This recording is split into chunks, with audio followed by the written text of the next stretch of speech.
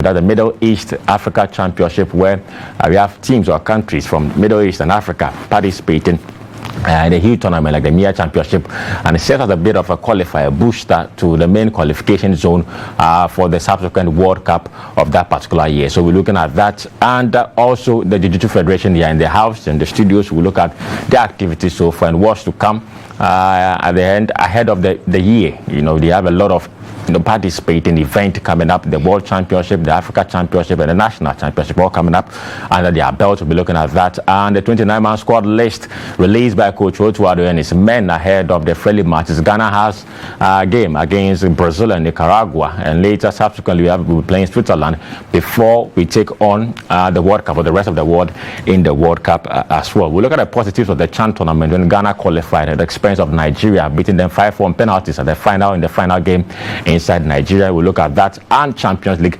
football happening later on in the program. It's a packed morning out there, so we'll squeeze everything in there. So I have two wonderful, great minds, and they are with the Rugby League Federation. To my extreme left, I have Oliver Puman, who is Assistant Men's Coordinator, Rugby League Federation, Ghana. Oliver, good morning. Good morning. And how are you doing, bro? I'm good. You? Great to have you back on the program. Fantastic. It's been a while. Yes. Great to have you back on the program. Next to Oliver is Judith Edinam Afi Yangbe. She's the Women's Coordinator, Rugby League Federation. She is the team manager of a club I don't really fancy, but Edinam, good morning. Good morning. And how are you doing? I'm very well, by God's grace. Fantastic. You are the team manager of Scholars. Yes. A dominant Scholars team. Yeah. I mean, how is it? A beautiful lady like yourself being a team manager of a strong team like that. Yes. It's been a wonderful experience so far. I mean, the players are awesome and they're very cooperative. They make the work easy. They make it easy for you. Yeah. But you have challenges that you also overcome just to make sure that the team is in the right shape. Yes, right? please. Because these are men who are real men. Yes, we also have a women's team, and then our junior team is also budding. So yes, it's quite a big task, but yeah, by God's grace, we are on it. Sure. Scholars. Yeah. It's one of the teams. They won the 9th and 13th championship. Puman is with the Tigers. Tigers were not bad. When the final of the 9th. Yes. What happened in there? So, as we know, Nungwa Tigers is the only community-based team in the federation now. We started with all 3 divisions, that is men, women, and youth. So we had everything. We are new, but the most important thing is progression, whereby the first season we're at the bottom of the table. Second season in the 9th championship we got to the final, lost to Scholars because they've got the experience. In the 13th championship we're at par with Accra Panthers, but it was just the points difference. So it is progressive, it is going up bit by bit, so watch out for next year. Well, Panthers is my team, and unfortunately we couldn't do the do, but trust me, next season is going to be massive, and players from these teams are drawn into the national team known as the Leopards. But before we get into the Leopards and the MIA Championship, we know a lot has happened this year. It's been an eventful year so far. We're in the 3rd quarter of the year. We had Oxford University Rugby League coming down, playing against your team, respective teams in there. Oliver, start with us. The year and the review so far. We know there's a lot also before the year ends, but what can you tell us about your participation in this event and preparations ahead of the MIA Championship? Okay, so the year has been really fruitful. It's been packed, as you rightly said, from touch to laugh tag, 9th championship, 13th championship for all the divisions. Oxford University coming in to play the President's 13th and the national team.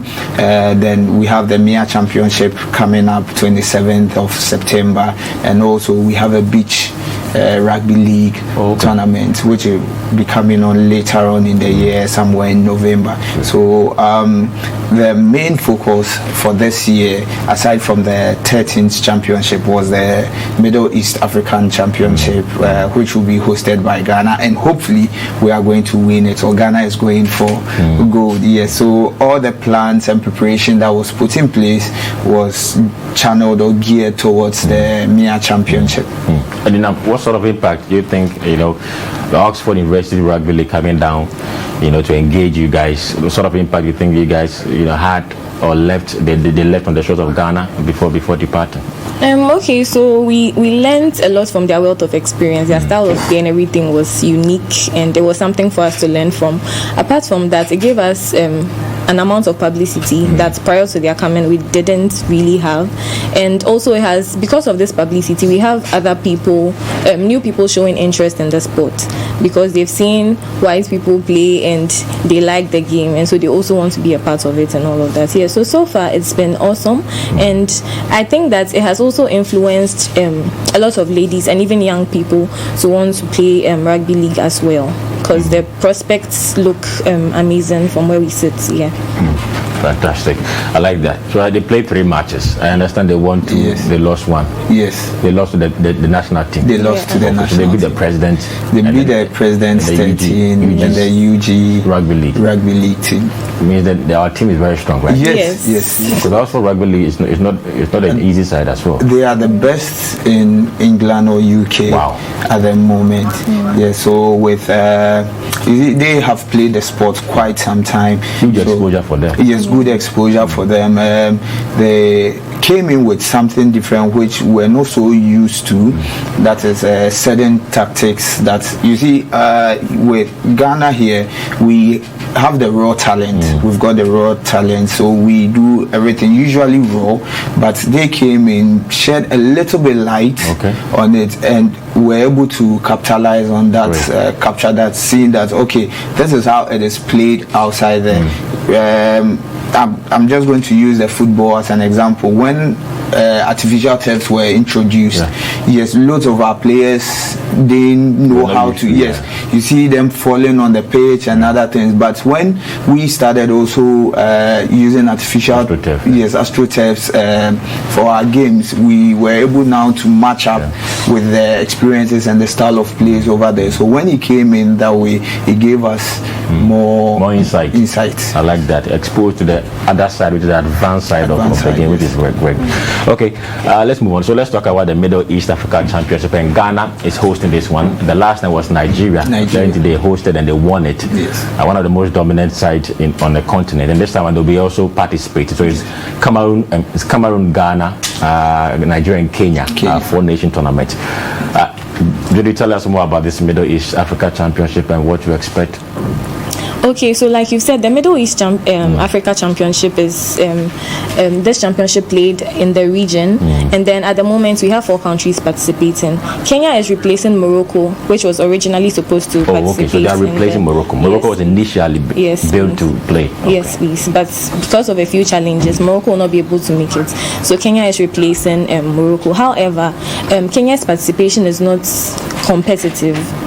Yes, and then so this competition is geared at selecting a country, or whoever wins is going to make it to the World Cup in France in 2025.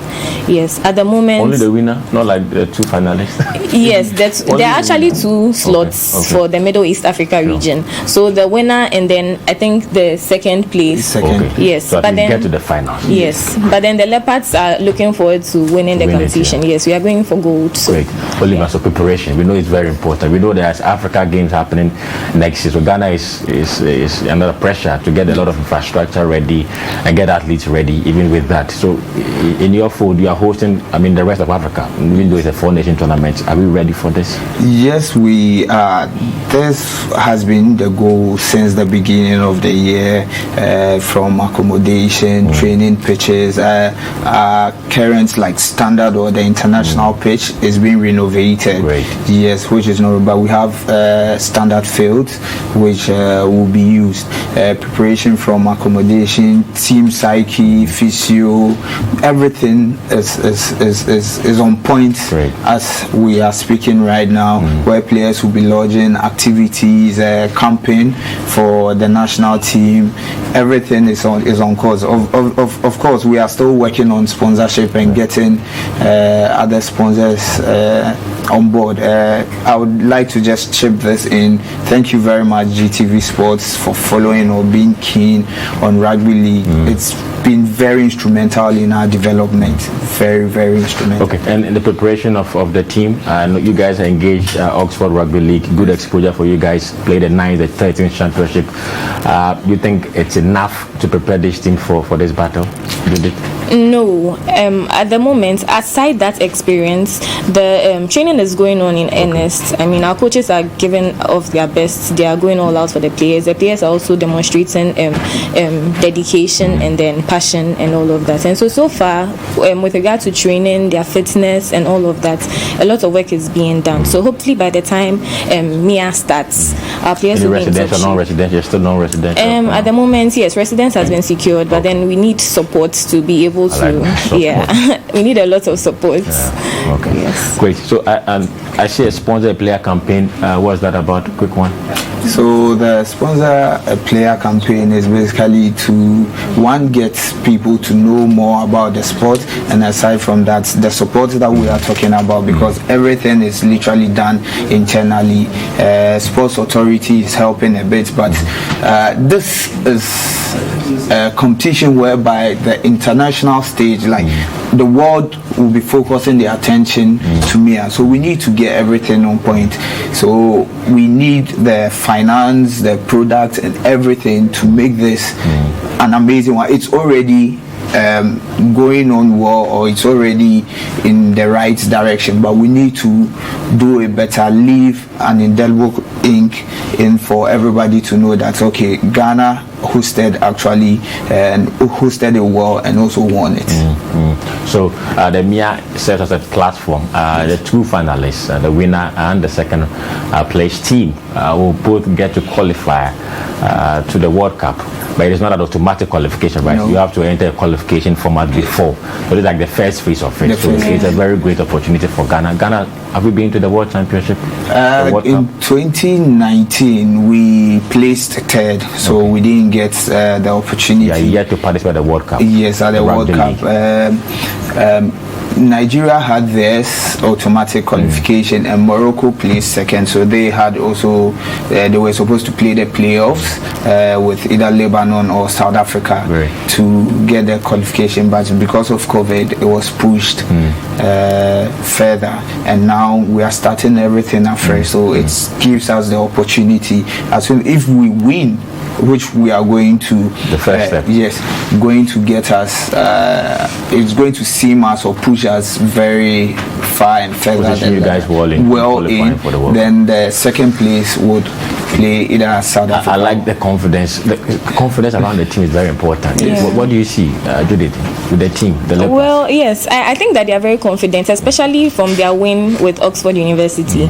Oxford University is a tough team, and so for the Leopards to be able to win their game with them, I think that's a boost in their confidence. Apart from that, the players are very skilled, and a lot of them have played at quite high levels, and so yes, they are also it also gives them more confidence. They have some great minds, expertise as technical handlers as well, which is very, very important. So I think you guys have a very great team. The most important thing is they need to qualify. They need to at least win or be in the top two to make sure that it positions us to qualify for the World Cup. I mean, the story, the news that Ghana qualified for the World Cup in 2025 in Paris. That would be great. That would be awesome. Let's just wrap up. I know the women national team, for the first time, we are going to have the national team for major international tournament. Did a quick one on that before we wrap up? Yes. So for the first time in Ghana's history, we are going to have a women's national team for the Rugby League. And these ladies are going to be selected from, we've played quite a number of games this year. And so our technical handlers and our coaches are selecting the best performers from all these games, and then they'll make up our national team.